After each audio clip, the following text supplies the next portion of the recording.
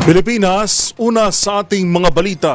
Ipinag-utos ni Pangulong Bongbong Marcos na isailalim ang bawat opisyal ng gobyerno sa isang lifestyle check sa gitna yan ng kontrobersiya sa mga flood control project.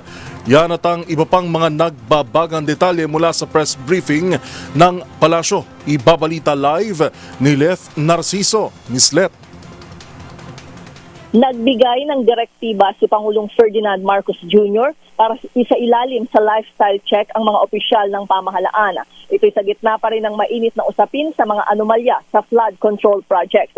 Sa press briefing, sinabi ni Palas Press Officer Claire Castro na magsisimula ang lifestyle check sa mga opisyal ng Department of Public Works and Highways.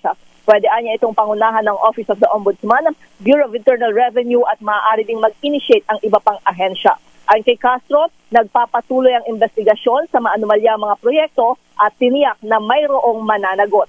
Narito si Yusek Castro. Ipinag-utos ni Pangulong Ferdinand R. Marcos Jr.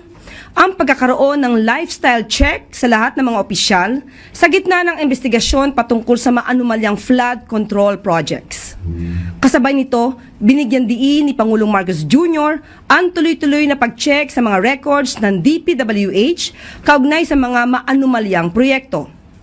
Ongoing din ang investigation ng pamahalaan upang matukoy ang mga nasa likod ng mga proyektong dapat sana ay makakatulong sa solusyon ng malawakang pagbaha sa bansa.